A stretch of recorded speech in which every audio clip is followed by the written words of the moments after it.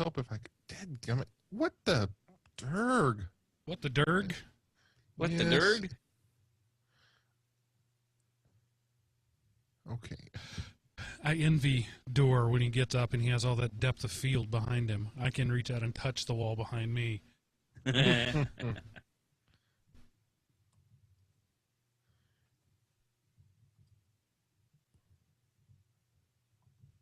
my little podcast cocoon. I envy you that you don't have to drive 10 miles or more to get to Yeah. your podcast cocoon.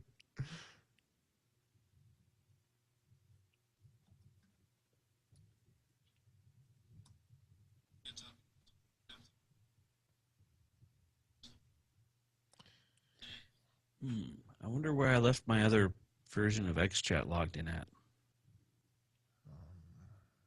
See, I'm in the chat room twice. Yeah. I wonder where I left myself logged in at. I bet you must be at work. Check 1, 2, 3. Level check. Check 1. Check 1, 2. Now let me do it being really loud. Yeah, it's going to blow it out. So let me back off.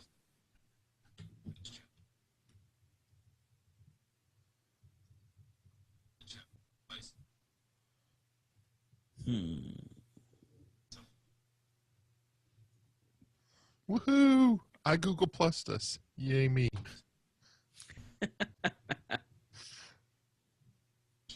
Well, I mean, I don't know why, but people follow me on Google Plus. People keep adding me. Well, see, you know how lazy I am, Seth? I'm just going to copy what you pasted and paste it in my feed.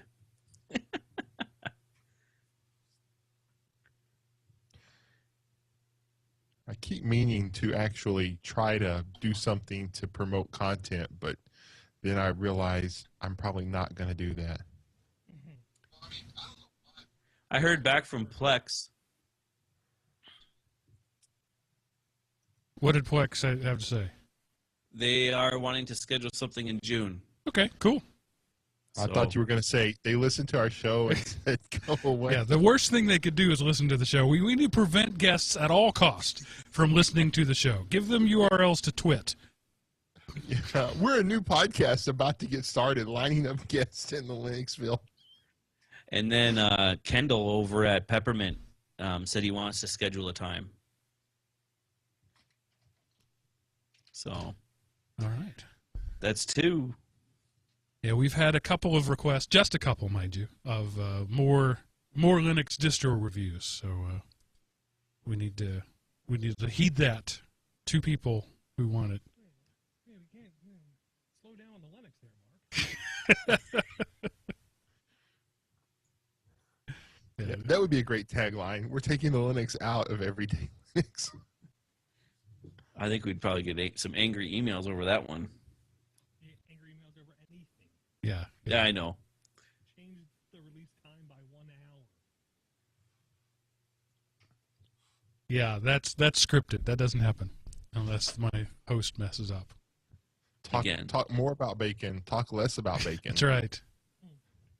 I say Hillshire, you say Farms. Go meet. Oh my God.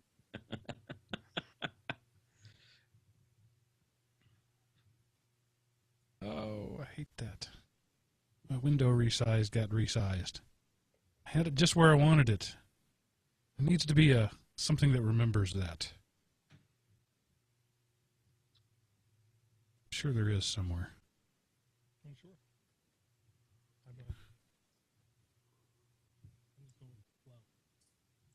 Because, you know, I had it where I wanted it, and then at some point a reboot or whatever, it's back to the regular defaults. The tyranny of the defaults. All right, any questions, comments, snide remarks before we get started?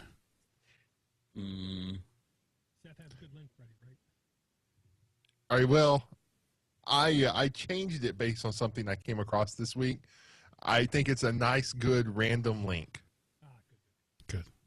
That always makes it better.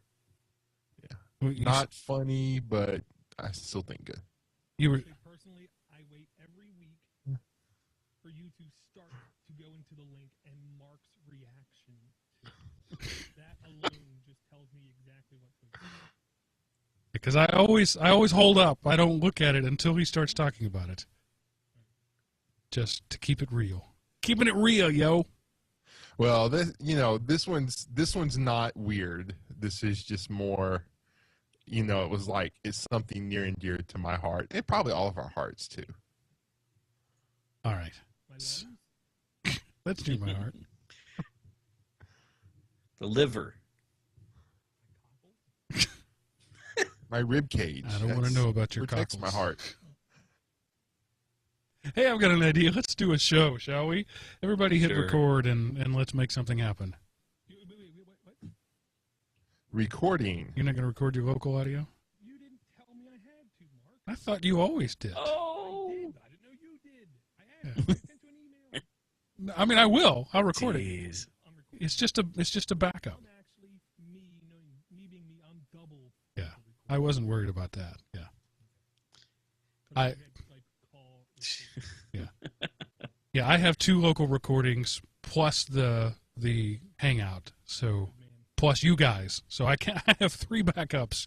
And Nice. it's only been once where I couldn't get any audio. There was such a cascade failure where I lost like a minute and a half of the show, but then a clever edit made that invisible. Good man. I'm not good at clever edits. Yeah. Well, it's- that's why Mark gets all those big dollar bills, right? That's right. I got 2 of them just last week. You could trade those in for one $2 bill, and then have McDonald's clerks look at you funny when you try to pay with it. Yeah, yeah. That is so much fun. That is so much fun to do. Oh, awesome bad movie. Yes, yes. Don't go there. That's all right. Let's start going and stuff. Sure.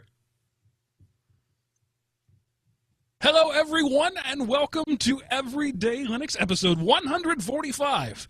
Have Geek, Will Travel. Recorded May 25th, 2014, and brought to you by Element OP Productions. ElementOP.com. Welcome back, ladies and gentlemen, to the Linux show that's not about Linux, but about life in the context of Linux. We have with us today a very special guest, the door-to-door geek, the traveling geek, your friend and ours, Mr. Steve McLaughlin. Hey, Steve, welcome. Hello, Mark. Hello, Chris. Hello, Seth. Oh, wait, sorry. I thought I was doing a recording. Yes. Yeah, I was going to say, you feel like a member anyway as That's often as you submit feedback. And of course, No as he kidding. just introduced on my behalf, we have our regular panel of co-hosts plus a guest. We have the command line godfather, Mr. Chris Neves, and the GUI kid, Mr. Seth Anderson. Hey, gentlemen. Good day and good afternoon. In case I don't see you, good afternoon, good evening, and good night. There you go. It's a Truman Show reference. Yes. Um, Sorry, I was going to do something. I was going to say something weird, and then I lost it. So, Well- welcome, everyone. most everything you say is weird, so you're going to pick right up pretty quickly, Right. I'm sure. Speaking of Truman Show, that one I just re-ripped. I'm to the T's in my DVD collection. You know, I mentioned Very good. that I'm having to redo. I've done 247 and have maybe another 50 or so to go. I was gonna say, so that's not like a Far Side index when you get to the T's. Yeah, it's all the does. So, okay. Yeah. I love that. No, I disregard articles and the of etc. When I'm alphabetizing.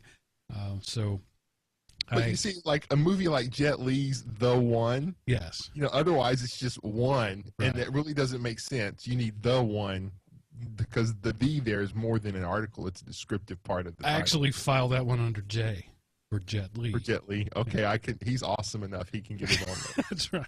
So, do you put Chuck Norris under C or N, or do you do both? Chuck has his own category. Okay. Chuck, The North, 'cause Yeah. the name isn't Chuck. Chuck defies categorization. I have the Chuck section. An interesting factoid. Factoid, by the way, doesn't mean small fact. It means something that isn't a fact that sounds like a fact.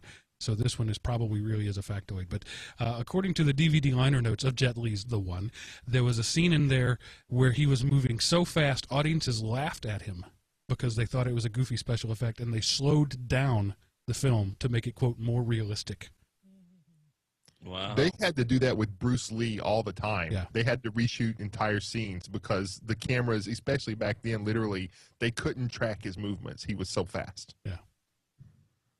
And I, on the Someday. other hand, run a 40-minute half meter. So, that's... there's the whole range of spectrums.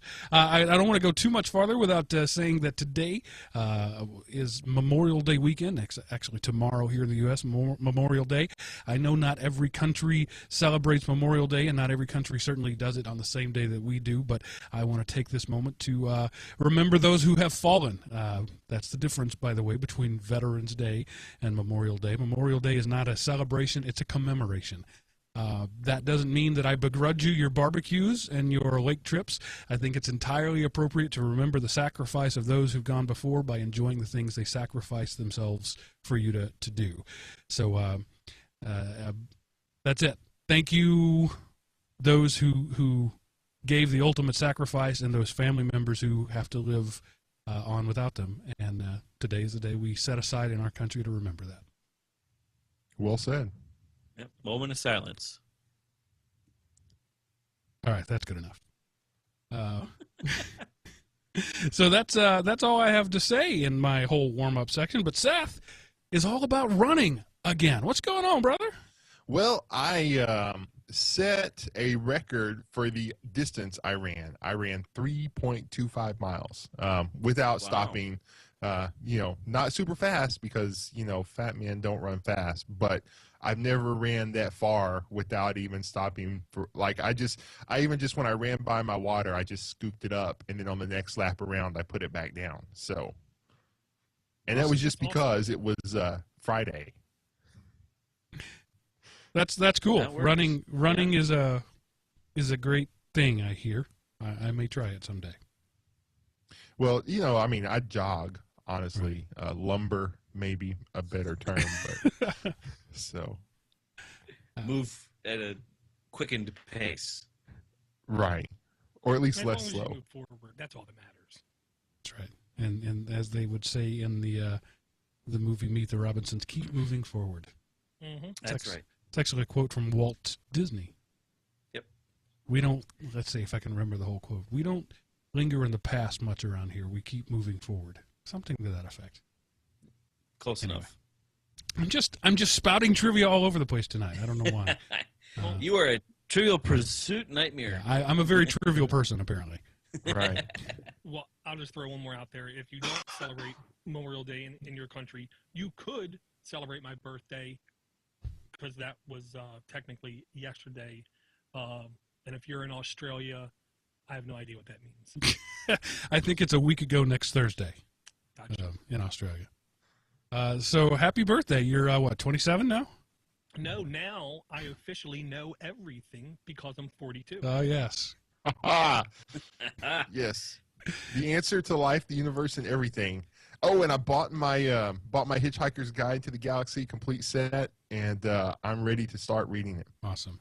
So that makes 3 of us on the panel who hit 42 this year, and Chris, who's significantly behind us. Yes. The kid. The kid. I'm the kid. Yeah, Billy the Kid, I guess, right? You'll know. Someday, you two will know the pain of being 42. I'm sure. All right, let's move right into some listener. By the way, we don't have any topic tonight. We just have Door-to-Door Geek. What more do you need? When Door's on the show, you don't need a topic. So Door is the topic. We're going to run through some listener feedback. We're going to run through some news and basically just make fools of ourselves, which is kind of our thing. Sounds good to me. I just love the fact that I'm on a podcast where I don't have to do any work. Yes. Oh, it's such joy, such joy. Well, We have those every week. No kidding. well, the one time I did your show is literally the only time I've been a guest on a podcast. And it is a liberating thing. You just sit down, you turn the mic on, you talk, and you walk away. Dude, and I'm going to say right now, I was honored to have you on because of that fact alone. I knew Mark does not put himself out there and go on a lot of other shows. So for him to say yes to me, I did feel honored. Of course, you haven't asked me back, but Well, patience. We got to let it sink in. And, okay. So starting right with our first little bit of listener feedback, Ed has a bit of a rambling message, but I thought it was interesting enough that I would read it. It basically revolves around being bandwidth impaired. It says, "Good day, Mark, Chris, and Seth. Thank you for your podcast, which I find interesting and which makes me realize that some of my day-to-day issues, like slow internet connection, are experienced by other users. I'm on the wrong side of 70 after retiring from, I moved from Cape Town at the bottom of tip of Africa to a small country town, some 150 kilometers to the north. It's a farming community and is quite different to the world. Is a quite different world to the city that I lived in. As for age, my wife cheered me up no end recently when I was painting our roof. She left me speechless when she said, 'That's the last time that you will paint the roof. Next time you'll be too old to climb on it.' Sounds like a supportive woman.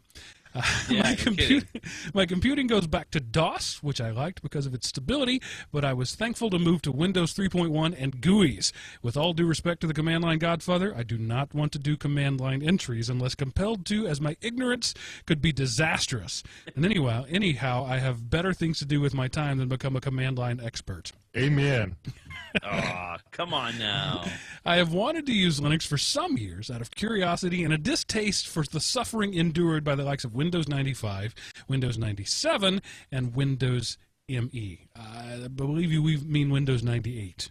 Yeah. Unless there was something in Africa that I don't know about. There wasn't a Windows 97. Yeah. Now, there was an Office 97. Yes.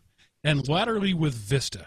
In fairness, I must say that Windows 8.1, desktop use only, is very stable. Not wishing to be the cause of domestic mayhem by causing computer problems, I waited until XP support stopped and was able to persuade my wife to allow me to switch her Dell Pentium 4 PC, which is largely unused, over to Linux. Notice he kept Windows.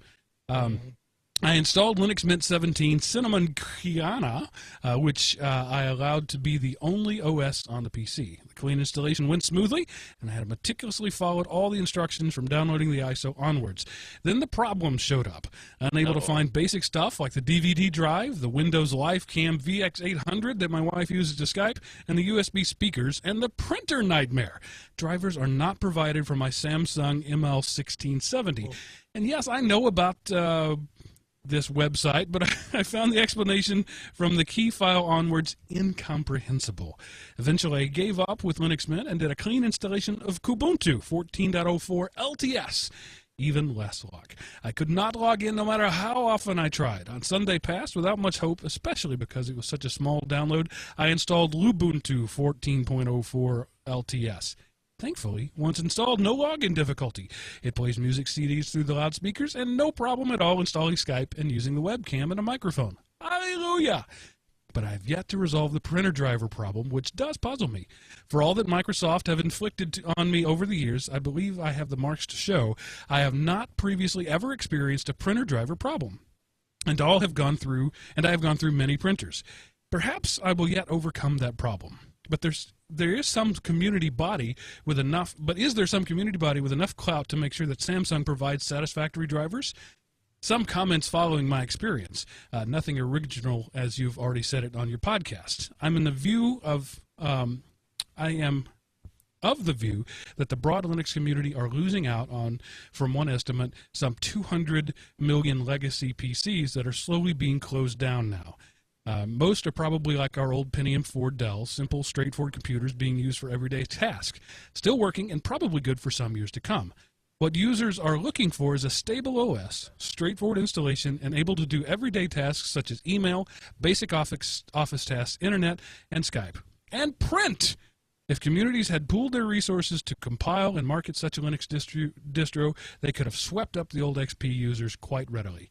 And yes, horror of horrors, the users would probably have been prepared to pay for this, just to save the cost of a new computer. Living in a small community has made me realize that there are probably huge chunks of the world populace who cannot afford to ditch working computers simply because of the bloatware now emanating from Redmond. actually unnecessarily complicated for their needs, and countless people do not have the financial means to go out and buy replacement PCs. But perhaps this is what the Chromebook is potentially about, except that in many countries, data is expensive and reliability is problematic, which makes it preferable to store your data on your hardware. Enough of that, and I doff my hat to the Ubuntu community. Your distro works well when others failed. Many thanks for your show, which brings me great pleasure and some knowledge. Yours truly. Well, I mean, I do think he hit on the one of the glaring Achilles heels of Linux, and that is printing support. Okay, now we've talked about this a little bit in the past, and I want to address it again. This is not the Linux community's fault. Right. This is the in the same way I likened it before when we talked about it to the Win modem. That Windows. Microsoft had done such a good job of building in the code straight into Windows that manufacturers began building the dumbest devices possible. All they had to do was hook into the Microsoft APIs. Printers are the same way. Microsoft printing is solid and stable and has worked for so long that the cheap $30 printer you buy at Walmart is dumb. All it knows how to do is hook into the Windows API. So you drop it into a Mac or a Linux environment and it doesn't know what to do. It doesn't have enough brains. This is not the Linux community's fault. This is the problem of manufacturers writing to a specific OS. Yeah. Well, and Mark, this isn't a cheap printer. When I did a quick lookup of it, it's a laser. This is a monocolor laser. So I'm actually kind of surprised that some of the built-in drivers didn't work for it, because I've plugged into Samsungs before and they worked fine. Right. Well, here's my suggestion. Download a Nose Unlimited bandwidth, but get yourself a copy of a newer OpenSUSE, install it to a thumb drive if possible, and boot to it, and just plug the printer up. OpenSUSE has built-in, literally plug and play for over 20,000 printers. No work required whatsoever, and it might work. Might not, but it might. Same thing with Fedora. Fedora's in the same boat. They have a lot of built-in support too for drivers. And one thing, make sure you've updated your OS, because a lot of those issues you mentioned are fixed by subsequent updates. So whenever I do a new distro install, before I judge it on any bugs or anything not working, I always, run updates on it, and then, until there's no more updates to see what's been fixed by the update. So you didn't mention if you had done that in your email, just, that might take care of it. And you did also say that you're running the LTS versions, which by design are running older drivers. So Seth may have hit onto something. However, that's an old enough machine. I would think it should be in the LTS. And the fact that Lubuntu worked on it shows that it's built into Ubuntu. It was just something about the other distros you tried. I know when I did Linux Mint most recently, it found my Canon multi-scanner fax or printer thing with no problems, and I really didn't expect it to work. The last time I had run Linux on a laptop, which is a couple of years ago on a regular basis, I had to save to a PDF, email that PDF to my Windows machine, and print it out. But this worked flawlessly using my Windows machine even as the file sharer. So I didn't have any trouble with it. So I'm a little surprised that a machine that established, I don't want to say old, but that established didn't have support in the base distros. And by the fact that a different flavor of Ubuntu did work tells me it's probably not Ubuntu's fault. Yeah. Especially since it was Kubuntu, Lubuntu. I wonder if he's not, for the reason like with Kubuntu not working, I wonder if it's because his graphics card wasn't strong enough to handle all of the composition effects. It's possible. So that would be why Cinnamon and Kubuntu didn't work, because both Cinnamon and Kubuntu have compositing on by default. Yeah, and if you're running P4, that is pretty old hardware in terms of modern Linux distros. So. But the nice thing is you found that you run a lightweight distro on it, it's going to work just fine. And you said it's your wife's machine, that it's seldom used. I don't think you're going to have any trouble with that at all. I think it's going to serve you well for the life of that hardware. Yeah. Yeah, I mean, and if there's still issues that pop up with Ubuntu, he could always try another lightweight, like we talked about with Peppermint, or when the Razer and LXDE finally do a finalized desktop, that might be one to look at too. All right. So Puppy Linux. Let's move on to our next one. James wonders why the poor pass on Linux. He says, hey guys, I live in Winder, Georgia, a town that has a lot of working poor. Me and 2 others use Linux. With so many needing help that a free OS like Puppy, my savings by running only 1 desktop back to 2002 and just 2 laptops. I'm not cheap, just broke. So, James, I'm not really sure why the communication difficulties there. It's a little hard to read, but his question is what I wanted to get there. Why do poor people pass on Linux? Because I see that a lot. Those who are least able to pay for it tend to be most afraid of it. Have you guys seen that as well? Yeah, I have. And a lot of it goes to and of course, this is overgeneralization, and I'm not trying to stereotype anyone, but in a lot of cases, the poor people are the uneducated people. Sure. And so the thought of, oh my gosh, I don't know Linux, whereas they've probably been exposed to Windows in public libraries or schools or whatever, they at least have some familiarity with it versus having to do something that they don't think they have the skill set to learn, because the nagging knock on Linux is that you have to be a geek to use it. Yeah, which we know not to be true. Aside from that, it probably just doesn't come into their world. That's what I was going to say. Linux is the realm of the geek and the education centric, or the I don't want to say elite, but certainly it's not mainstream. And so somebody with a minimal education who doesn't hang around geeks may not even know it exists. Yeah. That's what I was going to say. Exposure. About every year, I go into Baltimore City with help from my father, a retired Baltimore City police officer. I'll say that.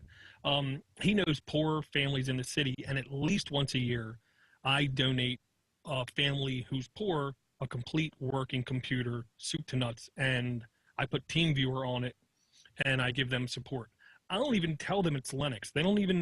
They just are happy to have a computer for the most part, and I'll get a couple questions here and there, and I'll be happy, remote into their computer, help them out, get them all in it. Most of the time what I find is their kids, I don't need to explain anything to them. Right. I just need to give them a computer, and they will figure everything out on their own. And dare I say, maybe because they're poor, they don't have any experience to computers, thus going into Linux is actually sometimes easier for them.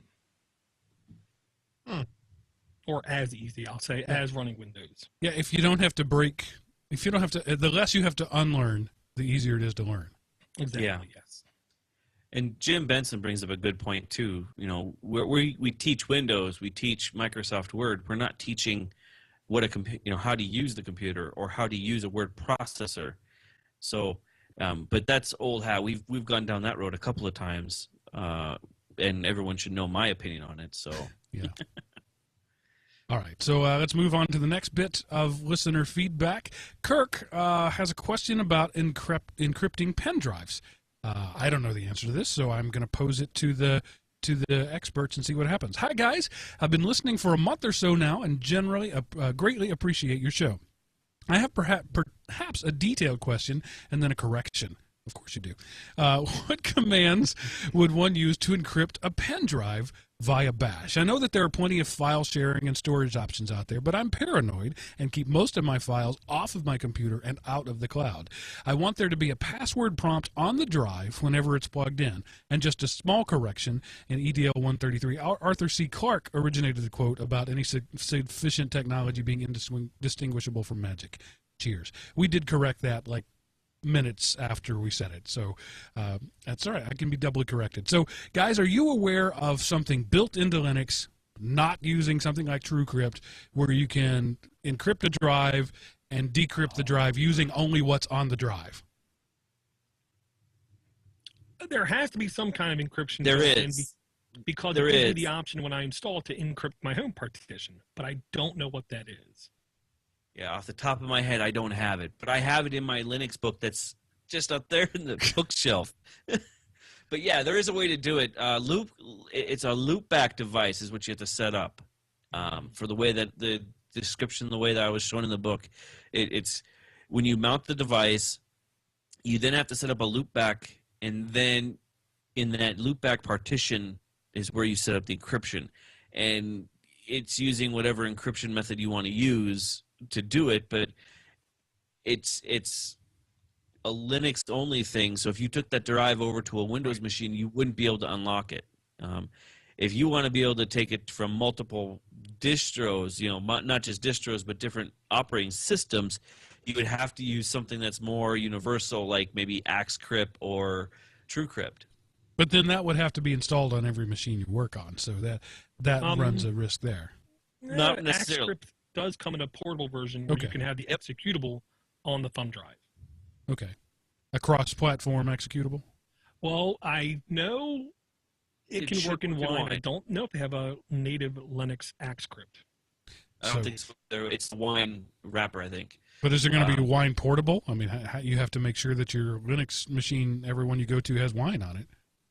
Well, but regardless, no matter what, he's going to run into a problem, because in order to unencrypt anything, you have to be able to pass a root password to it normally to mount a device, to access the device in a way to unencrypt it. You would have to have at least a sudo ability. Kirk, I know that there are drives that come with that in hardware. Right. They're not cheap, and you're not going to pick them up at your local grocery store. But you can do a search online, elementop.com/Amazon, and you should be able to find an encrypted drive that will do all that in the drive. Whether Yeah, it's going one to of be them was called cross-platform or Iron what, Key. I don't know. I don't know if it'll be as universally available as, say, a FAT partition that you can plug in anywhere. Yeah, Iron Key is one of the ones that I know that is in a when you buy it, it's encrypted, and then if somebody fails the password prompt, I think they have a limit of 10 attempts. It nukes itself. So if you really are paranoid and you want something that's safe and you don't want to worry about, I mean, you do have the risk of, if you mess up, and that's not 10 times at one try, it's 10 times over the lifetime of the drive, unless they've changed it. Ouch. Yeah, they're security beyond security when it comes to pen drives. So They're like tinfoil underwear people. Yeah. I mean, really. And I'm looking now, and you're going to pay for a 4 gig knows. drive $30, for an 8 gig drive $100. You're going to pay for that. So if you're both cheap and paranoid, man, I don't know what to tell you. Yeah, I mean, But he also- without using TrueCrypt, you're going to have issues going from computer to computer unless it's a physical thing. Yeah. But he doesn't say what OS he's running. So he could be running Windows, because he does say something about, where was that? Nope, it doesn't say anything about what drive, if it's a letter or anything. So without knowing his base operating system, it's really hard to even give you much advice other than Well, he You know, did go say to- bash script, so Yeah. that's Linux. Yeah. Bash. Well, what is it? Cygwin mod or whatever. You Cygwin. Put that on your Cygwin, whatever. I don't ever use it, so I don't know. I'm always in my Linux box. Okay. You lost me at Bash. Sorry. That's a command line tool, Seth. We'll get back to you a little later on. Okay. I'll Kirk, be here if you waiting. really want to know, I'll go find it. Send us another email saying that you want to know the book that I pull it from, and I'll send you the book. Maybe I'll type the quote out, because it's pretty straightforward and as a bash thing. And I can type it out to you and send it. But send us an email and let us know. All right. Moving on to the next one. Alexis, I pulled his as representative of a number of emails that I got on this same subject. One from our very own Door-to-Door Geek, referring to how to send the tab command in Android. It says, "Hi, Mark, Seth, and Chris. I just finished listening to episode 142 and didn't have time to start 143 yet, so I expect that someone else has already provided the same feedback. But as me, same feedback as me. But just in case, here it is. A keyboard that I used in the past since Android 2.3 that has a tab key is the Hacker's keyboard. It may sound a bit of a hack, but as the description says, it's based on AOSP, Android Open Source Project, Gingerbread keyboard, so it's pretty reliable. It's made to be used with ConnectBot, so I think that it's worth a try with any app to connect through SSH. I've also tried it at some point with Juice SSH, and it's been a long time, so I don't know if it still works as it should. So that's it, really. I really enjoyed your shows and hope you will continue as you are for a long time. I listen to you when I go and return from work, thus time passes much more pleasantly. Take care, Alexis. I am a Greek living in Sweden with my Brazilian girlfriend. So we are truly an international show. Sweet. That's awesome. Alexis, many people sent me many different alternatives for keyboards. So yes, the solution is out there, but I want to go on record and say that's silly. The standard thing that's on every keyboard going back to the old typewriters isn't on any of the standard keyboards. That's ridiculous. If you have an Asus Transformer tablet, it's on the keyboard. Yes, I do, and it is. But I mean, why wouldn't that be in Swipe? Why wouldn't that be in the standard keyboard? It's just silly. I guess the assumption is that we would never. I'm fine if it's behind two alternate things. I'm fine with that. If I have to hit the Alt and then the second Alt, but it needs to be there, and it's just silly that it's not. I'll just say, if you listened to Android App Addicts, you would have known about that keyboard a year ago. And I'll say this, the plus to Hacker's keyboard and the other one I'll throw out there is Terminal IDE, comes with a built-in keyboard. Not only did they do tab, but they also can do Control-C, Control-D, and Control-R via the keyboard. Nice. Oh. I'll have to take a look at Hacker's keyboard now that I need a new inputting device. Yeah, and I mean, every phone probably since Gingerbread has had multi-touch on the keyboard. So why not just put a control key there? Why do we have to have all these hacks? Why can't I hit control with one thumb and C with the other thumb? I don't get it. I know. Start it, do it, and you'll make lots of money. Yeah. All those Android geeks who don't pay 99 cents for anything. I'd have to put ads in it. Who wants ads in their keyboard? That would be awesome. Actually, that's a brilliant idea. Every time you type a letter, it gives you an ad associated with that letter. No. Every time you type a letter, the ad jumps to somewhere else, so you don't know if you're going to hit the key or the ad. No, it's better. Autocorrect solutions that are ads. Did you mean GoPro? That's brilliant and evil at the same time, Mark.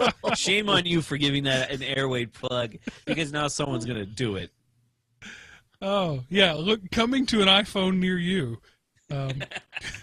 Ooh, I should do that for the iPhone. I would love it if that became widespread on Apple devices.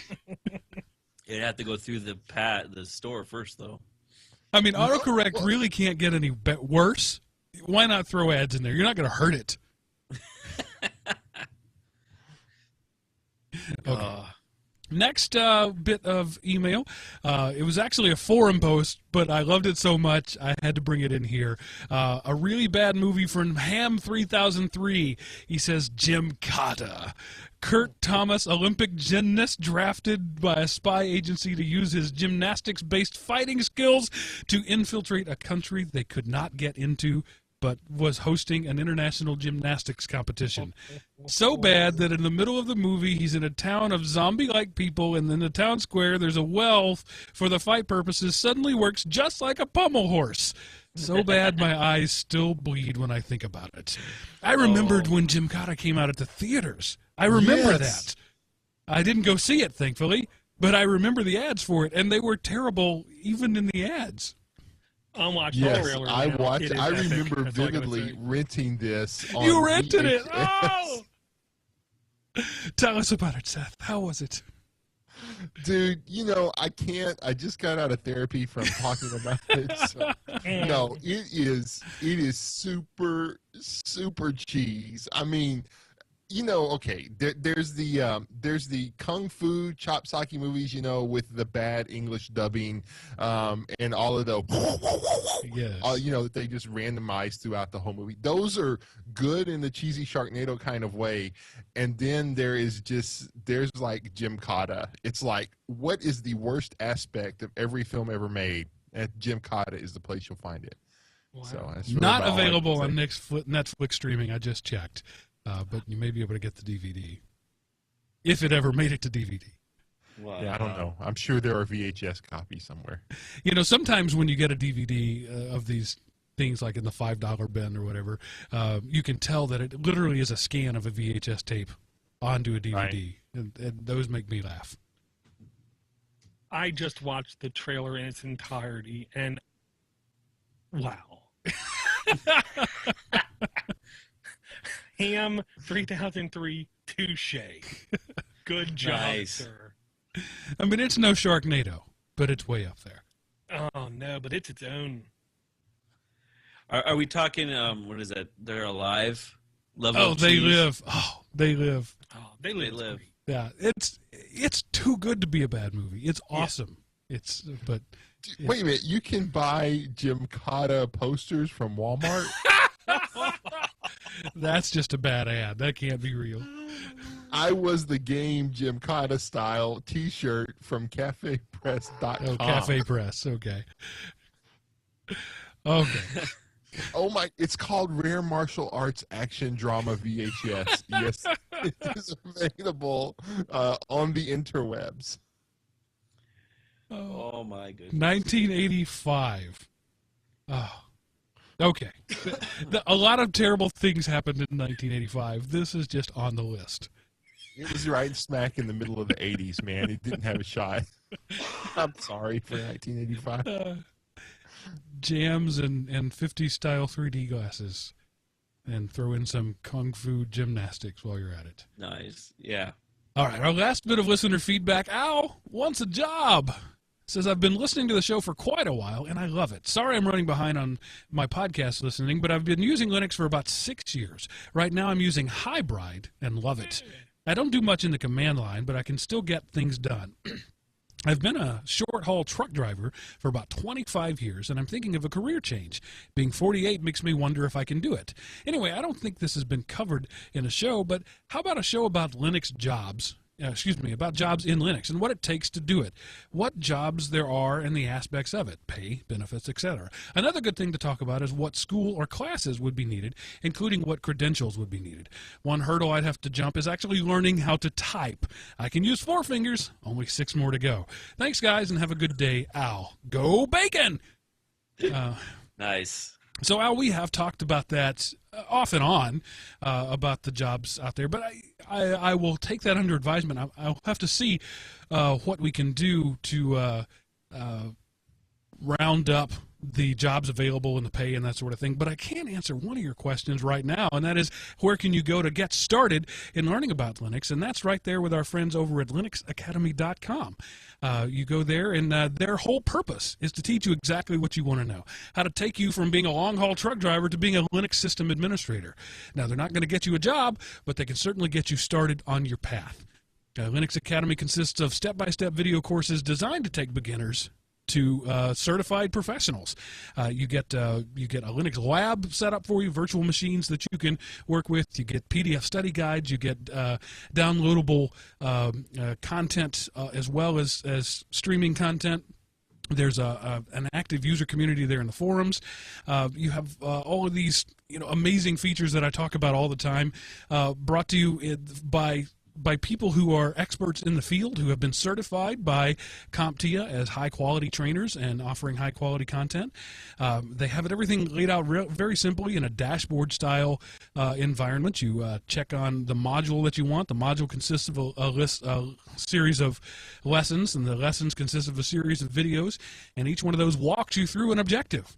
One of the first objectives that you might want to try is the LPIC Level 1, which is the Linux Professional Institute, their first level certification. That's what that's designed to do. You start with that module, you go from beginning to end, you take all the quizzes, you do all the assignments. When you're done, you take the practice exam, and you're pretty much guaranteed to, not guaranteed, I'm not going to make you promises, but pretty much guaranteed to be able to pass. How do we know that? Because right now they have a 100% success rate. Everybody who has reported that they tried the level 1 exam have passed the level 1 exam because their content is so good. And you can get started just for $1. 14-day trial. You can stick your head in, see what you think. If you like it, stick around for a while. And after that first 14 days is up, you can convert to a $25 monthly subscription, or if you want to buy in bulk, you can get that down to as low as $19 a month if you buy annually.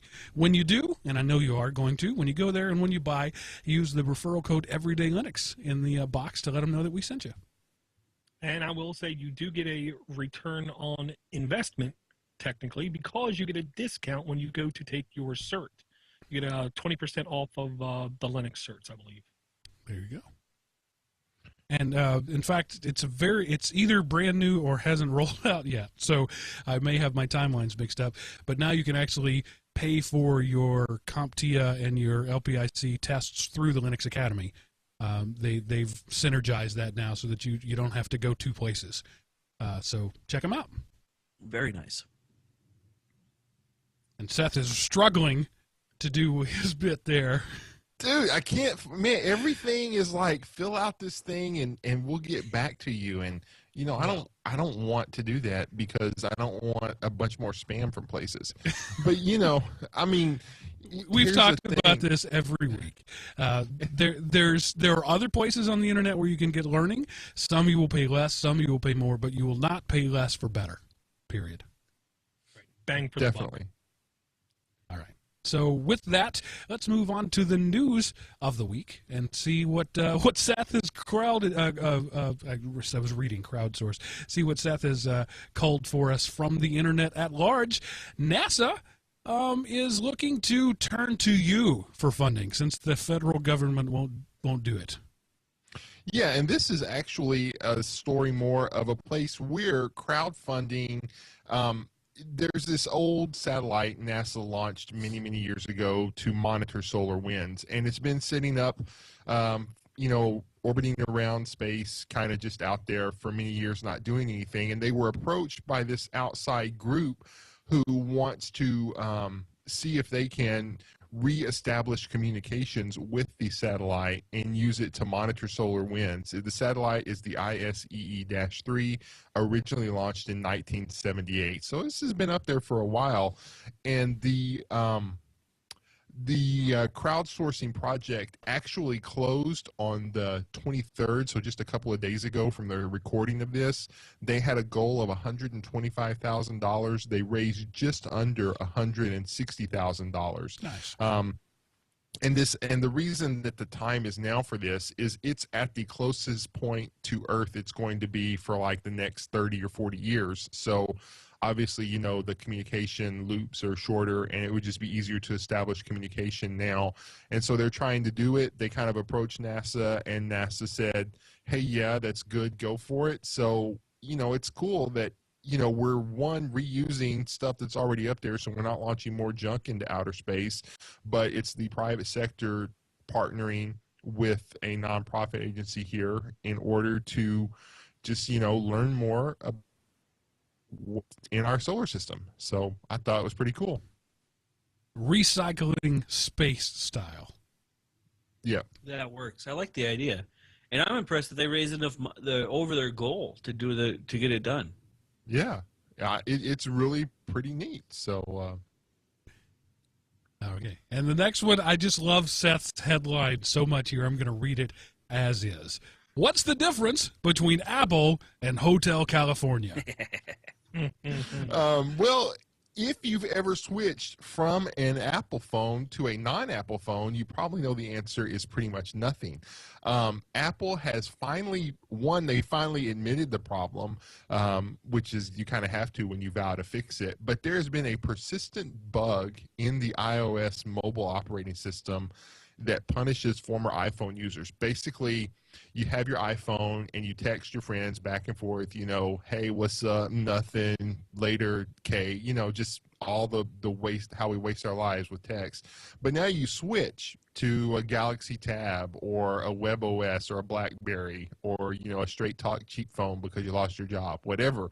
All of a sudden, you can't communicate with your friends who are on iPhones because Apple is very private and they don't like to let go of anything. You would just never get the messages that they would send because even though you don't have an iPhone, Apple still treats it like you do, and so they won't release the message to the phone company to get delivered. It just kind of gets stuck on the Apple server, and they've admitted that it's a problem. And basically, Apple's pledge to fix the flaw once and for all comes on the heels of a class action lawsuit filed against it over the bug. Yeah, so complaints didn't work for 3 years. A lawsuit finally got their attention. Yeah, go figure. And all they had to say was, you really don't want to communicate. That's not a flaw, it's a feature. Yes. And then they would never had to fix it.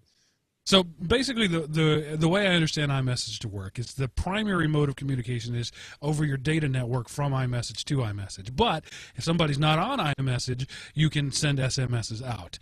But when somebody had been on iMessage and now is no longer, they're refusing to SMS out and staying with iMessage, and it's just messages never being delivered. That's basically the way I read that. It's a flaw. I'm not willing to say that it's an intentional thing, but they didn't care about fixing it until fixing it was going to cost them. Not fixing it was going to cost them something. Yeah, isn't that usually how tech departments work when it comes to Apple? Yeah, well, anybody, sadly. Yeah. And I mean, hey, I love to bash Apple, but we've got stories in here against other companies too. It's news, folks. We're spreading the wealth this week. Awesome. Yep. Facebook has long been known for mining its users' data, and now they're asking you to help. It turns out there's more data than they can mine. They want you to do it for you. For them. Yes. Every time, I have a Facebook profile, but there's a lot of stuff I don't list in there. I've never listed where I went to college or my family members or anything like that.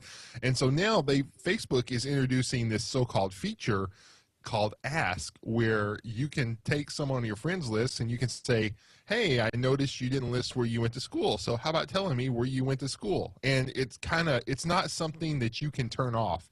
You just have to kind of sit there with that notification nagging you, hey, where'd you go to school? Hey, where'd you go to school? Hey, where'd you go to school? Basically, Facebook wants peer pressure for you to capitulate and just give them all your information so they can own you lock, stock, and barrel. Pretty much what it is. But of course, they couch it in the feature provides an easy way for friends to ask you for information that's not already on your profile. Basically, hey, we don't want to have to waste effort looking through different websites you visit to find your information. Hey, cattle, how about asking the other cattle where they like to eat at is kind of what Facebook is saying. Yeah. You're just supposed to respond by going moo. I mean, the problem is Facebook has decided they don't have enough information about it. You're not availing yourself of all of their features right, which allow them to target ads better. So since you yourself are not voluntarily availing yourself of those features, they will put some pressure on from other people to do that. And so, yeah, it's insidious maybe, but it's business. If you're not paying for a product, you are the product. Oh, I know. And, but I'll ran against it, dadgummit. Get off my lawn. Right? So we talked last week about the fact that that China is recommending users switch from XP to Linux instead of anything else. Well, they've gone a little farther. They've actually outlawed Windows 8 now. Yes, the Chinese government has banned Windows 8 from a sizable chunk of public sector PCs. It kind of caps off a long-running dispute between them and Microsoft over the company's decision to cut support for XP. Basically, for large sections of their government, when they spec out bids for new PCs, you're not allowed to have Windows 8 in it. I mean, it can be whatever else. I guess you could do 7 if you wanted to, or, some Linux or Apple or whatever else. So outlawed is headline writer speak. But really what it means is if you're spending government money, Windows 8 can't be on it. Right. Period. And not all government money, just most public sector. So, I mean, it would be kind of like, for in America, it would be like the State Department and Justice Department outlaws it. So, it's not the entire government. It's just some huge sections of the government that are, again, they're not outlawing it, but it can't be part of the bid. So I don't know if they left a loophole where you can spec the hardware and get the OS for free. Or Windows 7 with a free upgrade.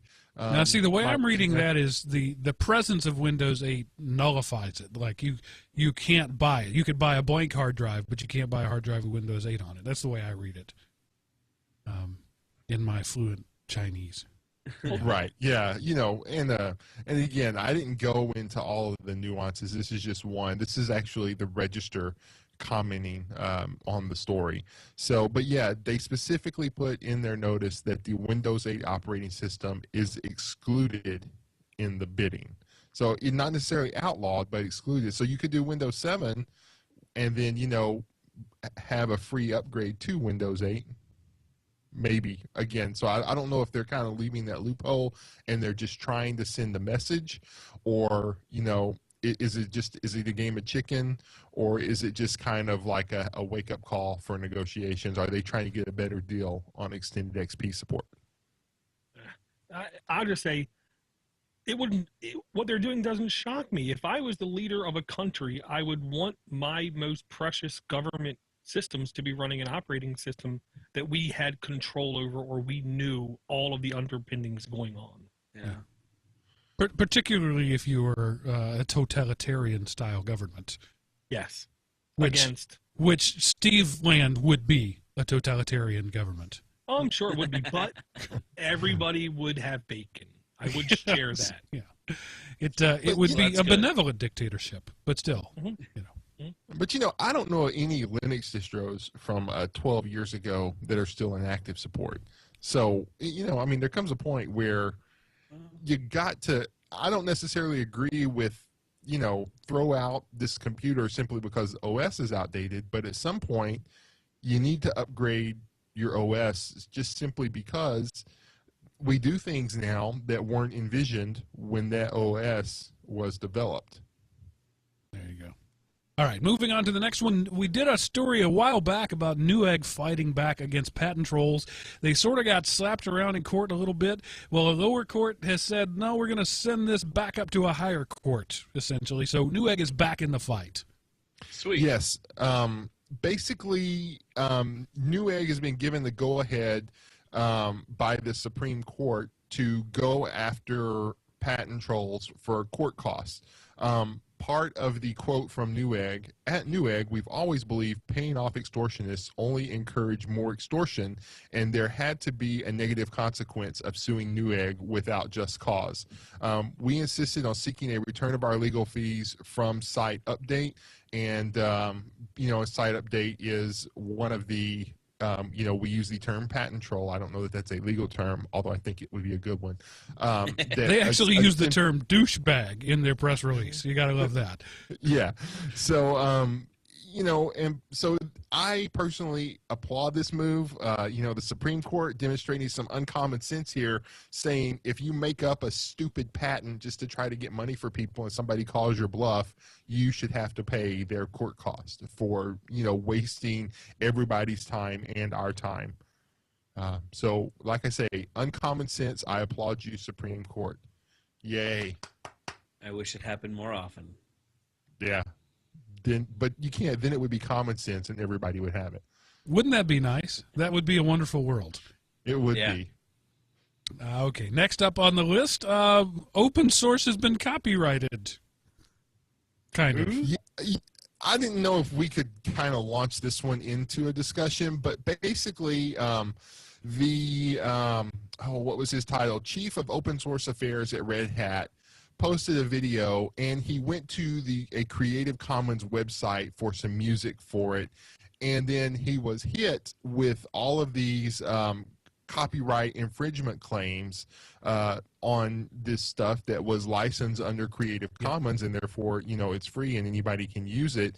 And the sad part is that all you have to do is just, do a takedown notice, and then it becomes the person who uploaded it, they have to fight it, and they can risk having a negative strike on their account. And so the hope is that you won't fight it. You'll either take it down or they can monetize, the ads that are placed in it, basically. Yeah, so, this is a broken system where the accused must prove a negative, and it's screw. I used to. In pre-show, I don't do it anymore on YouTube for this very reason.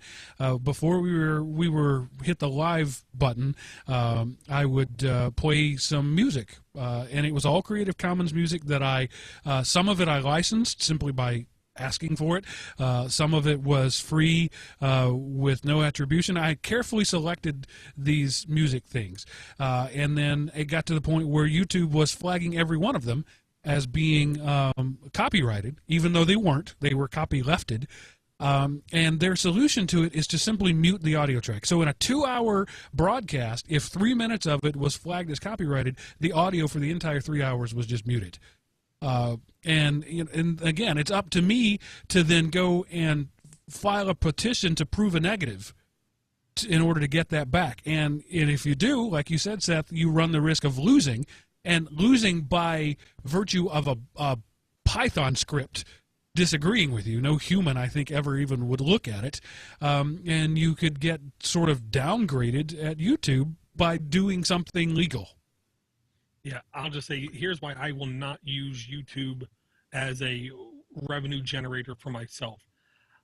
Podcast 1+ year ago, I played a clip from the Charlie Chaplin movie, The Great Dictator, where he gave a speech, and the speech is great speech. The speech is like subtitled the greatest speech ever, and I just played that speech, and that is open. It's available. It's non-licensed. It's out in public domain. I played it in a show. I got flagged in YouTube because a guy has a song that he made, and in the background of the song that he made, he plays this speech, and he claimed that I was infringing on his intellectual property, and Google would not take it off of my record. And I doubt that it was even him complaining. It was an automated system saying he registered this and you're using something that he registered. Yep. And it's stupid bots making stupid decisions. Yeah, and this article brings out another thing. It's in a different segment of society, but the exact same thing is all the mortgage and banks who would do the robo-signing of forms, without ever actually going through them. And, that was ruled to be illegal. And, not that it still doesn't happen now, but at least it's illegal when it happens. But it's the same kind of thing. Oh, this is, it's better. YouTube makes it.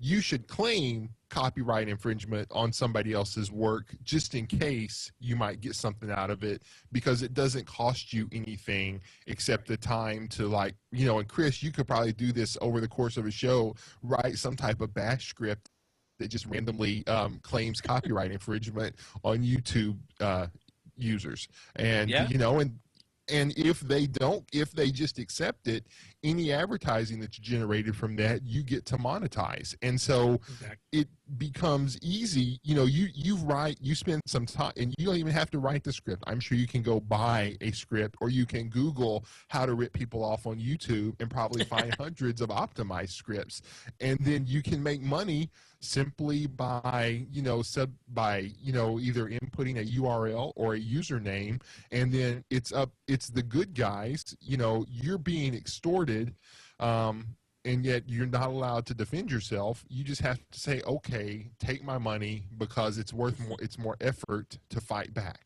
And you can't go get the sheriff, because the sheriff can only be reached by a 1-900 number you have to pay for, that rings to a pager that he only turns on every third week when he's in the shower in another town. It's a broken system, and it needs to be fixed. Yeah. Doggone it, get off my lawn. Dare I say, Sorry. it's like spam. Even if only 1 out of every 10,000 takedown things result in them making a penny here and there, it's still worth their while. Right. It's so easy to do and cost nothing. Any revenue stream works. But I put the blame squarely on Google for this, for creating a system where you have to prove a negative. And I just don't think it's just dumb. But it's the system that would keep them from getting sued, really. They have to set themselves up as a common carrier and say, we're not responsible. If you report it, we'll take it down. So it's their fault, but it's understandable why they did it. They could either lose YouTube and get sued out of existence on YouTube, or they could set up a stupid thing that punishes the users. And sadly, punishing the users is the way things always tend to go. They're a product of the system, man. Don't hate the player, hate the game. Yeah, I learned many years ago from James Randi, proving a negative is not worth your time. It's much too complicated. So whenever I get a takedown notice from YouTube, I just take it down. Yeah, it's a no-win situation. It's crap that we have to get to that, where we're in that position. I just think it's silly. But let me put some perspective on it. I'm complaining about a system that lets me upload 2 hours of video, high quality video, every week at no cost, and lets potentially millions of people watch it. So while I'm whining about it, I'm certainly abusing the crap out of it. The American way. Okay, so let's move on to another thing that's the American way: monopolies. Well, not really. They're technically illegal. And Steam is sort of becoming a monopoly in terms of gaming on Linux. Is it a good thing? Is it a bad thing? What do we think? Yeah, I had never thought of it until I saw this article, but it's very true. I had, they mentioned in here something called Linux Game Publishing. I had never heard of them. I didn't know they made games for Linux, but apparently nobody else did either. And it doesn't seem like they've released a new game anytime soon. So is Steam going to be the gaming platform for Linux, or is it going to be a gaming platform for Linux? I think that monopolies are bad, but unfortunately, the Linux desktop market is it big enough to support where Steam is a gaming platform, or can it only support one gaming platform? So it's just food for thought, and I don't really know what's kind of newsworthy about this story, but it was just like, oh wow, I really can't think of anything else. I mean, Steam is big enough that they generate lots of headlines and lots of news doing this, and so they're exposing more people to Linux. So that's good from the Linux community's point of view, or bad, I guess, depending on who you talk to. But what happens when there isn't another option that can come out with big games? I'd like to hear what our resident Steam zealot has to say on the subject. Well, personally, at this point, you can call it a monopoly, but when you're truly the only innovator in the space, are you really a monopoly? I know there are other places out there, like I'm sure I say in the chat room, Doors bringing up Desura. And I understand that there are other places to get games at for Linux, but can you really say that it's a monopoly if the only innovator in the space is Steam? Well, you know, there was a time when the only innovator in the browser space was Microsoft, and look at how that helped the web mature and grow. I'm sorry, what? Microsoft, the only innovator? Well, after I demand you explain yourself. To use their free browser, they did nothing. So, you know, they were the only browser out there for a long time, and the internet stagnated. Yeah, IE3 to IE5. Yeah. Horrible. Yeah, and I mean, I'm with you, Chris. If they are a monopoly, they're a monopoly by playing the game and by playing the game good, not by buying people out, not by shutting people down, not by playing dirty, but merely by trying harder. Yeah. Well, I don't remember ever seeing Desura or any of the other Linux gaming places doing anything to pressure NVIDIA, Intel, and AMD now because they own ATI. I don't remember seeing any of them ever pressuring the graphics chip manufacturers to get better driver support. Right, so by doing, or I've never seen them do the opposite, which Steam also went to the Debian developers and they gave Debian developers free accounts with unlimited games. Every game available for Linux, every developer for Debian has for free. How dare you present the only solution that works? How dare you? Well, I mean, you know, we say no one else did it. We just don't know if anybody else did it because, you know, I can demand that they change, but they're not going to listen to me, you know. So we don't know that they did it because they weren't big enough to make anybody This harkens know. back last week to Mark talking about when do you have the right to complain? And, you know, when should you complain kind of thing. I'll say anyone willing to put the effort in to create a large enough group to complain where others hear you, you have the right to complain. But do you want to invest the time? Do you want to invest the manpower, the fingertips of typing, of creating a group, creating a consortium of people loud enough to complain? We haven't done that with gaming on Linux that I know of in any shape, way, or form.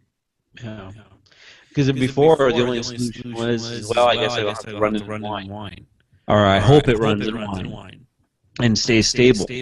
So I actually give you know, Steam and the Valve team a lot of credit because without them, there wouldn't be any AAA titles coming to Linux. You know, and more I'm seeing more games, you know, AAA titles that are actually either being converted or maybe they're getting a wine wrapper, but they're at least looking this way. Yeah. You know, that plus Humble Bundle people, you know, there's at least some movement. And at least some movement's better than no movement.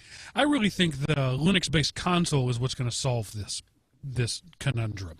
When appliances, gaming appliances, become Linux-based, and we're seeing them move that direction, then it's something that is going to open up a wider market, and people are going to jump onto. As long as it's hobbyist, 2% fringe PC market, as Linux is, there's only room for one major player. So the only guy who can do it is by default going to be a monopoly. But I really think that these alternative OSs in the living room are going to be a thing in the future. I think that we're going to see microcomputers like the Pi become more popular. We're going to see Android make an encroachment, and I think we're going to see Linux. But nobody's going to know it's Linux. It's just going to be this box, just like nobody knows what OS is on the Xbox. It's just a box that does what I want to do. Or the Roku. Right, the Roku as well. And manufacturers who want to do something awesome cheaply are going to turn to Linux. And, you know, that's not a bad thing. Yeah, I'm actually very happy, and I can't wait to see what happens when the Steam box gets full release. I probably won't buy the first one, but I will be definitely buying one. Yeah. I don't know if I'll buy any of them, to be honest, because something tells me they're not going to be cheap. But, man, I look forward to disruption on everything, including console gaming system. As long as the TiVoization, quote-unquote, doesn't happen, which I've recently just found out what that TiVoization thing actually meant. What does that mean? I've not heard that term. Basically, they splinter and fork something off to where it will run on the console, but you will not be able to get it to run on your desktop running the same basic operating system. As long as that doesn't happen, I'm all game for it. And honestly, I don't know Steam's intentions. I don't know what their end game is, what their end goal is, but I like to believe they're like the Google of games. More games in more places equal more money. Make it happen. Yeah. That was fine when Google stuck by their motto of "Do no evil." I think that's the Valve team. I think that's their idea. From what I understand, from all the things I read in the little things that I pull out of their website, I think they're looking more to be the Google of the video game market, like you said, Steve. I don't see them doing anything intentionally wrong. I guess would be the best way of wording that. It may be that they put companies like Desura out of business because they're doing it better. Hey, if they do, I say que sera, sera. Well, that's the market. I mean, that's the other thing that is, that is our market. That is democracy. The better project wins, regardless if it's that's just the way the ball rolls. I guess. Yeah, the technology marketplace is the ultimate democracy. What works and what people like, you will use, and that sometimes gives us Microsoft, and we complain about it. But the fact is, it works, and most people like it, and so there you go. What gets marketed well? Well, I think. But marketing, good marketing for a bad product won't help. AKA Vista. Vista was marketed well, but it was not a good product. People didn't like it. I don't know. Beats Audio. I don't know. Well, Beats Audio is because a generation of people don't know what good sound is. That's the only reason they're able to do their thing. More bass, more better. No. And I'll just say, as long as my RetroPie keeps working, I'm happy. Yeah. See, I guess we can bring up the idea of putting an ad space forward to try and sell a product. When was the last time you saw a Steam commercial? I don't know that I ever have. Exactly. You never have. They've never advertised it. The Steam project, from what I understand, is an online-driven thing only, or word of mouth. I've never ever seen a TV ad. I've seen one or two in the computer gaming magazines, but never on the TV. So now, has the Steam console officially launched yet? No, not yet. So I mean, they don't have a ton of money, so I wouldn't really expect to see them until the launch. I don't even think they're putting them on the launch. I honestly don't think so. I think they're gonna hype them up during their big Dota tournaments, and saying, "Hey, look, this Dota team is doing everything on these Steam boxes. If you like Dota, and you like this team, you want to play like them, here's the box for you." I don't even know what Dota is, but I was under the impression they were going to pull another Google and not release anything themselves, but just allow people who meet their requirements to have Steam branding on their boxes. Both. From what I understand, they're going to do both. There's going to be the Nexus Steam box, the vanilla box, and then there'll be all the different makes and models. Because you can go over to, like, say, CyberPower PC, and they have a Steam box in their market line. It's not available to buy right now. You can pre-order, but they have it in their store. Gotcha. At least the last time I was over there, they did. All right, I stopped caring about this topic a while ago because I was a gamer. So let's move on to something I do care about, and that is Adobe being stupid.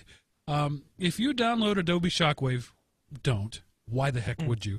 But if you do, you're going to get a version of Flash that is more than a year old. Wow. Yeah, and so, this is just, okay, Adobe sucks security-wise, almost as much as Oracle and Microsoft, or maybe more. But you have to be careful what you download. Just because you have the current version of software, does the software that it contains, does it have the current versions of those? Because you can have the current version of Linux, but it could ship with an old version of something like OpenSSL that is vulnerable to Heartbleed, or an open version or an old version of LibreOffice or whatever. So you have the latest version of Linux, but you don't necessarily have the latest version of all of the software that comes with it. So, Adobe should start eating their own dog food. That's what really helped Oracle grow whatever the name of their database software is. I can't remember. But once they started using it, once Microsoft started using IIS, it got better. Go figure. Maybe if Adobe took the time to use the products they throw out to the market, they wouldn't be so crappy and bug riddled.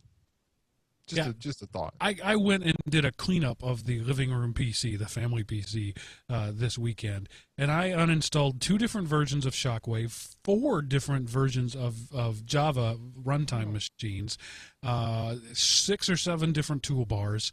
And this is just from my, my kids clicking whatever, want to play this game, click here. I've got good antivirus in place, and so there wasn't anything necessarily harmful. It was just a lot of crap on there, and to download Shockwave anyway in this world of HTML5 is just ridiculous that anything would still require it, though things still do. But for Adobe not to even stay on top of their own projects is dumb. And I would be willing to make a small wager that if you updated the outdated version of Flash that came with Shockwave, Shockwave would stop working. Probably. It's old because it has to be old to work. Right. All right. So Adobe, just stop. Just go away. Just go away now. That the internet. Signed, the internet. Adobe, go away. Don't go away angry. Just go away. Bring on the HTML5. Yeah, and I'm having said that, the world still needs Flash, and I'm still bummed that I can't get Flash on my Android phone because everybody's dumped it. We're stuck in that no man's land right now of the old solutions are garbage, but the new solutions are still babies. And we don't have anything yet. And they're not ready. Yeah. Right. Yeah, and the sad part is if you're using something from last year or 2 years ago, it probably won't ever work with HTML5. And so as long as you keep using that program, you'll have to have Flash. Right. Yep. But, like in the case of mobile, Flash is unsupported there. So you get an ever crustier version of Flash just to make stuff work because the new stuff doesn't work yet. Well, I blame the web developers. I blame them for not being up on their game and refreshing sites like they should. And being lazy. While you're blaming, blame me, because my own site, in order to play my podcasts on elementop.com, you need Flash, because I have not found a good plugin yet that works on mobile for HTML5. I'm sure it's out there somewhere. I haven't found it. Blame me too. Same thing with my site, but my excuse is it's on Drupal 6, and Drupal 6 modules are almost gone, and to upgrade Drupal involves deletion of folders, which scares me to even do. Yeah. You probably shouldn't have admitted that you're still using Drupal 6. I already have. And, hey, I'm just holding out for Drupal 8 because Drupal 8 is supposed to have a click and import and click and upgrade feature. Yeah. Oh, there you go. Everything about Drupal is harder than it should be. Building it is harder than it should be. Maintaining it is harder than it should be. Upgrading it is darn near impossible. Mm-hmm. But I love it. Yeah, but exactly. It does what it does really, really well. So you put up with all the others. It's sort of like that crazy old uncle who tells great stories, but he has bad breath and farts too much. You put up with the bad to get the good. Yeah. It's a love-hate relationship. Yes. Wow, that came out of the deep, dark recesses of my mind. Wow. Mark, is there something you need to tell us? I will tell you that Ubuntu is now self-proclaimed the largest OS cloud in the world. Excuse me, the largest OS in the cloud. Well, in the OpenStack ecosystem. So maybe not in the entire cloud, but in the OpenStack cloud, they have 55% of all production are using Ubuntu. And of course, you know, they make a point to say that's 5 times the number of Red Hat Enterprise. And of course, this is Mark Shuttleworth talking. So, you know, again, I don't know if it's right or wrong, but probably I would think that number at the time he got that statistic, I would bet that number was pretty accurate. Because, you know, again, he doesn't necessarily say we're the cloud leader. He's like, we're the leading OpenStack distribution. So, and of course, you know, Ubuntu's been real big in advancing OpenStack, and they'll work with people who implement their own OpenStack as long as they have like the licensing agreement to support people. So, you know, Ubuntu, while their desktop version of Linux might have a love or a hate relationship with the Linux community, their server seems to be gaining in popularity. God, I just personally, I can't bring myself to run a Ubuntu server. With how rapid changing it is, I just can't do it. You know? All of my servers are running Cent or something similar. Yeah, I mean, I'm an Ubuntu guy. I'm running Hybrid, like your previous emailer said, right now on this desktop computer. This one's running Ubuntu. The one upstairs running Ubuntu. My Intel NUC I got is going to be running Ubuntu. I love Ubuntu. But on a public-facing web server, I can't comprehend running Ubuntu, hence, like, the Heartbleed. If you were running the old CentOS, the old Red Hat, or the old Debian, the stable stuff out there, Heartbleed didn't affect you. Yeah. And as long as you didn't upgrade. Well, the real problem with Ubuntu Server is that it's not Ubuntu Server. It's Ubuntu Desktop without the desktop turned on. Yeah. So you get all those same bleeding edge sort of modules because they don't really make 2 different versions. The same is true for CentOS. There's only one version of CentOS, which is why you should never use it as a desktop OS because it's a server. And the two worlds overlap, but they diverge enough that you can't do both of them really well. Ubuntu is focused on the desktop, and they sort of made a hack for a server that doesn't really do server all as well as it could. I'll put it that way. I'm not going to say it doesn't do it well because it does. It's just it just doesn't do it as well as it could. I ran some Ubuntu servers when I was an admin, but only because I needed the media stuff. Like one of them was a media transcode server. Basically, we had an in-house YouTube that was running on Ubuntu. You're not going to be able to do that with anything else because it has the stuff in because it's more of a desktop legacy thing. But again, because that's web facing, it's as hardened as I could make it.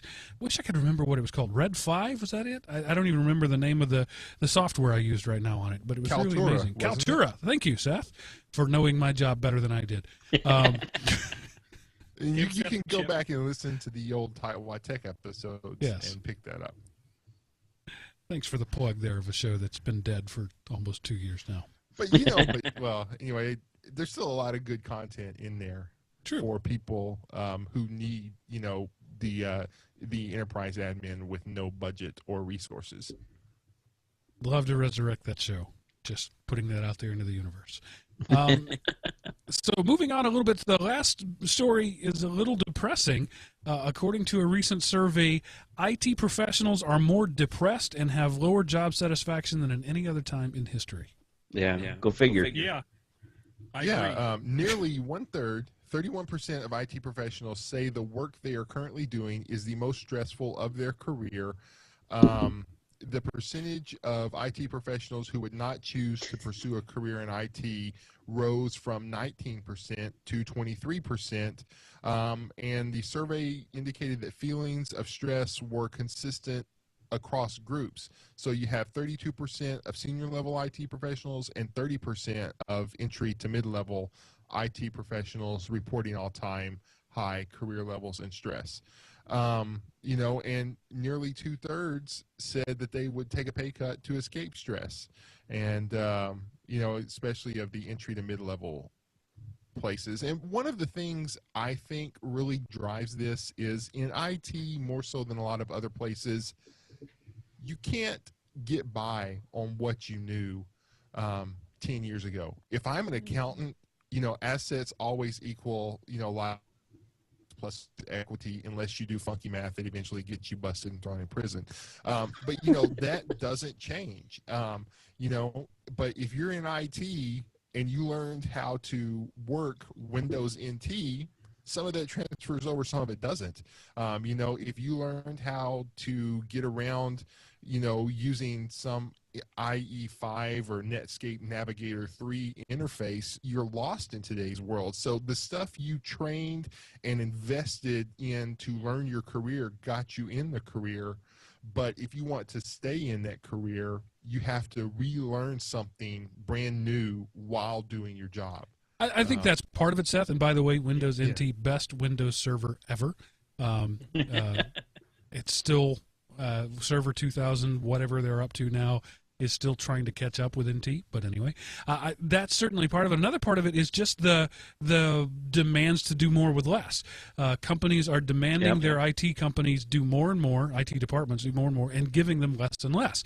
The world is becoming more technologically centric. Even enterprises that haven't in the past been technologically centric are becoming so.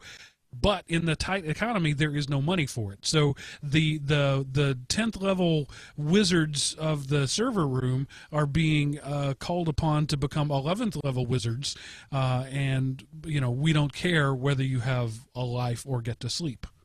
Yeah. And in addition, you also have to be the 10th level server wizard, and you have to be the second level peon that we decided not to pay anymore.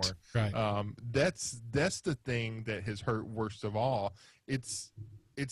There isn't, and plus in IT, you've never, there's kind of, you work help desk for a while and then you move to the server room, but it's like you have to learn a totally different thing. To support end users is totally different knowledge set than to support the back end network. In addition to knowledge set, the knowledge is ever changing. So there isn't a career path that, the more you learn in this, the more you advance. It's like the more you learn in this, you have to forget all of that and go learn something totally different while still doing all this other stuff. And like, one of the reasons I'm stressed at my job is, it's like I need to do a little bit of like 10 different things a day. And so I don't have the opportunity to get good at any one of those things because I piece it together well enough to get that fire under control before I have to move to the next thing and piece it together well enough to get that fire under control. And so I don't feel like I've mastered anything. When I was taking inbound calls, helping people with Windows XP, I could literally be asleep and tell you how to navigate into your control panel and access your registry and go in and kill processes. I could be brain dead doing that, but just because that's all I did. But now I have to support all these different things. It's pretty stressful. My job is. Quick start, quick run, enter shutdown -A within the 45 seconds before the blaster worm shuts your machine down. Yes. Don't tell me what it says. I know. Let me tell you what it says. Yes. Oh, shut up. And now when it comes back up, do what I say. Yeah. See, I'm in an interesting thing here where I went from being the IT guy, the server guy, to being an IT guy. So now what I do is primarily software facing. So I went from being that 10th level guru who controlled everything to being a guy with a laptop that I don't even have write access to the desktop folder. I have read-only access to the desktop, so it's frustrating to be so limited. And again, I'm in the IT department, but I'm trusted at the same level as the secretary. The group policy rules are just a broad swath, and I know that certainly contributes to some of this disgruntlement that we're talking about. You're not given the ability or authority to do what you need to do. Yeah. And it turns down to a lot of I'll beg for forgiveness because it's easier than to ask for permission. And that's never a good way to have your organization run. I could echo everyone's comments that we've had about overworked, underpaid, and then asked to do even more. And so it's just been unbelievable at this point. Well, I'll just say this. I'm not speaking on my behalf now. This is not my reality. This is not my workspace. I don't know what this is, a figment of someone's imagination, but boss, if you're listening, yeah, they cannot overwork me. They cannot ask me to do enough. It is impossible for them to ask me to do something that's too much. I love that. I love the challenge. What makes other people depressed, I hear, is that technology now became so important in every aspect of small mom and pop shops up to the biggest enterprises in the world. Technology is now so important. All of the decision-making processes have been taken completely away from technology smart people. Thus, everything that is getting used from the top down is not something that anyone who knows about tech would have picked. Thus, everything about our day-to-day job is now something that we did not intend on using, want to use, think we were going to have to use, and now we have to use. I would happily, not me, but this other guy who's imaginary, would happily take the exact same pay and just do help desk calls all day, because at least there's resolution, at least there's closure, at least there's some completion of task that's present. Right now, this other person's title is Solutions Architect, which means I have to take, or he has to take, systems and processes and software like .NET, Team Foundation Server, COBOL programming languages, and make them work together and make people happy about using it, which means that a 45 in my mouth would taste just as nice. Yeah, that sounds just about like my imaginary person. And you know, the other thing that I always see, and it's not just in my position or in my imaginary position or anything else, but there's people being, you know, like, well, no, I'm going to say this because I can honestly say that nobody in my school district is ever going to listen to my show. So, since I can say this without worry, I have been, because I'm the computer guy, now I am also the state reporting guy, and the databasing guy, and the everything else guy, and yet if I don't do my day-to-day job, I get yelled at. If the state comes back and says, well, you didn't file that report correctly, you need to file it or else we're going to break your funding, I get yelled at. And it's that whole idea where, you know, tech people are asked to do 100 times more things than what they've been hired in to do. And I think that has a lot to do with it as well.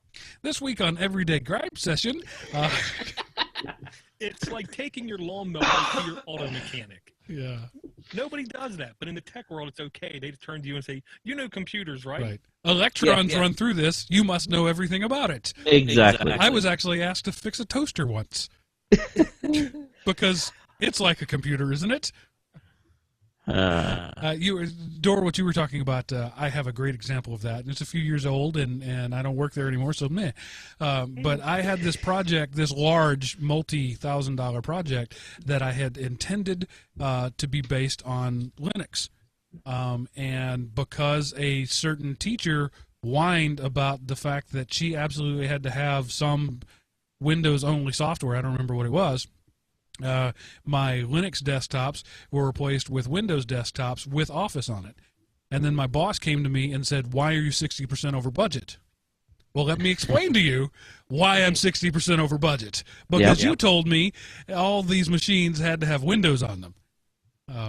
And, you know, that sort of stuff happens all the time. It happens to everybody. IT guys are not, you know, unusual in that. Everybody has a pointy-haired boss who doesn't understand their job, right? When you can't, as a boss, know the jobs of everybody under you. It just is what it is.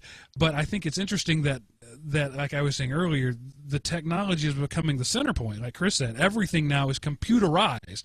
Therefore, since it's computerized, our computer guys have to do it. It doesn't matter that an entirely different part of our workforce used to do it. Now that it's computerized, the computer guy does it. How about this? I was asked to solder microphone jacks.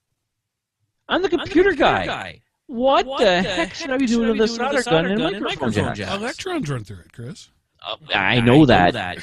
Between all the conversations we've had, but really, and that wasn't, that was anyway. Yeah, I was gonna say, or you can take somebody from the maintenance department and have them do computer work because you're maintaining computers. Genius. Yes. I'll have to bring that up next time. Yeah, I no longer work for that place, and so and I won't mention them by name, but yeah, that was like, I guess their thinking was we have to maintain computers, so we can take somebody from the maintenance department and transfer them into the IT department. That really happened. I've seen it. Really I've seen it. Goodness. A long time ago, I was working at a hospital. The hospital did not have a dedicated IT staff. So what happened is the guy in maintenance who said, "Hey, I like computers," became the IT staff. I'm never gonna. I can't go to that hospital. You have to email me. You know what? I think after this discussion, Seth, we really very much need a random link of the week. Bail us out here, brother. Make us feel better. Thank you.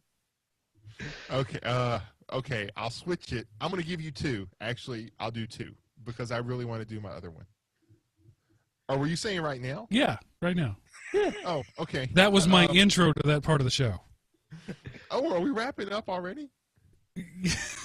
We're 2 hours in, brother. We're 2 hours in, brother. What are we supposed to do? Sorry, goatslive.com. GOATSLIVE. What is it with you and goats, man? What? You said... No, but you just have an unhealthy affinity for goats. There's way too much goat content on this show lately. I want to know why there's a chat room on this page. Really? We're gonna log in and talk about live webcam of goats. Awesome. Why? But they have a main feed and a backup feed, so you can watch those goats no matter what. Yeah, no, it is Ustream, so you do have to go through an ad to get there, but you're just sitting there watching goats. So, oh my God! Thank you, Seth. I needed that. It is 2 goats in a pen. That's it. In the dark. Chat live. At night. In a chat. I don't understand the chat. Why is there a chat box? During the day, they're outside, and you're looking at them sitting in the shade under a tree. Goatslive.com. The other link that I want to share this week is I came across this news article. It's this week marks the 20th anniversary of All Good Things, one of the greatest series finales ever. Actually, the series finale for Star Trek The Next Generation as they concluded their 7-year just domination of all things TV. And so the two writers who wrote that and also wrote the Generations movie, they just kind of interviewed them and talked about their thoughts as they, some of the things they remembered from that. And, Yahoo has this thing of like taking down their blogs and giving them different URLs. So if you're catching up, months or years later and coming across this link probably won't work, but you can check the show notes for, it's the writers talking about the series finale for Star Trek The Next Generation. It just reminded me of what an awesome show it was and how they did a great job of wrapping up the series. And so you can go through and read that. And, I figure there's a high overlap between our listeners and geeks who would appreciate Star Trek The Next Generation. That was my generation, Star Trek. So there you go. Nice. All right, and we have to circle back because I saw what This Week in History is, and it's one of my favorite things. I've talked about it several times on the show before. A fellow by the name of Bob Metcalfe at Xerox PARC invented a small piece of technology you may have heard of. Yes. May 22nd, 1973, Bob Metcalfe invents Ethernet. He invented the Ethernet computer connectivity system, describing in a memo how the technology would work. The name Ethernet refers to medium-independent transmission of data packets and is based on a discredited physical theory of an existing ether in space, allowing transmission of light rays from the sun to the earth. It looks like one of the goats is on the move. The goat cam. Sorry, up walking around, and the other one's looking at him lying down. Sorry, that's some bonus commentary you only get during the live episodes. And then Bob Metcalfe went on to later to form a small company you may have heard of called 3Com, where he took his invention to the world. Xerox PARC, man, we've got to do a show about Xerox PARC because we could talk for hours about the brilliant minds that were there. Definitely. Yeah. So yeah, and that's This Week in History. Awesome. 39 years ago. 7 people currently watching the goats. 7 people. 5 watching the goats. I still don't understand why is there a goat live chat. So you can chat with other goat lovers. Wait a minute, goat lovers. I don't want to go there. Goat enthusiasts. Goat watchers. Goat watchers. Who watches the goat watchers? Oh, there you go. There's a rambling show with I think heady intellectual content, good old-fashioned whining, and goats. What more do you want from a show? Bacon. Yeah. Sorry, there was no good bacon content this week. I apologize, and I will attempt to rectify that in future episodes. If you've got a comment on anything we talked about this week, head on over to elementop.com. Click the Contact Us button at the top of the page. Send us an email at edl@elementop.com or dial 559-IMOP from any phone anywhere in the North American continent, and you can leave us a voicemail there, as our good friend Door to Door Geek does all the time. You can we'll read your email. We may make fun of you. We may ridicule you. You never know what's going to happen. But we will definitely appreciate your feedback. Again, as I often say on this show, this is listener programmed content. We do what we do in service to you. So we can't know what to do unless you tell us. We look forward to hearing your comments. Dor, thanks for being with us. Anything you want to plug before we go? First off, I want to say thank you, guys. I truly enjoy every week when I see that new show appear in my feed. So I definitely want to thank you guys. I'm over at podnuts.com, podnutz.com, home of a lot of shows, 11+ shows. But the show I want to push people towards right now is Android App Addicts.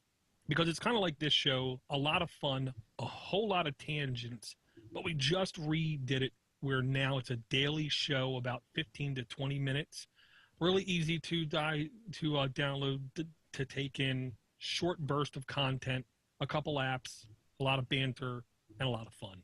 Have y'all talked about the Poop app on the Poop Log app? Yeah, the Poop Log app. I know someone did bring a diagnosis poop up that when you take your number 2, you could then find out the descriptors of said poop, and it would tell you how your health was. Yeah, off of the Bristol-Myers poop scale, the famous. Yes. Yeah, that was one of my links of the week. What was the texture? Seekers and floaters. Awesome. Yeah. And I wanted to apologize to everyone, Mark, and just say that Mark threw me for a loop because I told him that my link this week wasn't that random. So when he threw it out there, he threw me for a loop. And just a quick update, if you have a Roku device, there's a Goats Live channel that you can watch on your Roku as well. Goats everywhere. Chris, Seth, as always, thanks for being the excellent host that you are, Dorth. Thanks for being with us. You, the listener, thank you for putting yourself through the torture that is this show once again. It's been a pleasure. We'll see you next week, and that ends this episode of Everyday Linux. Bye. See ya. Oh, God. goats live. Seth, I did not see that one coming. This show may be attaining new depths. Thank you, Jim. Wow. Yeah. We got goats and poop all in one show. Yeah. Very good. Very good. All right, live stream. You're probably not going to see this for another 7.5 minutes, the way things go on the YouTubes. But thanks for being with us, and I'm going to see you later. Good night.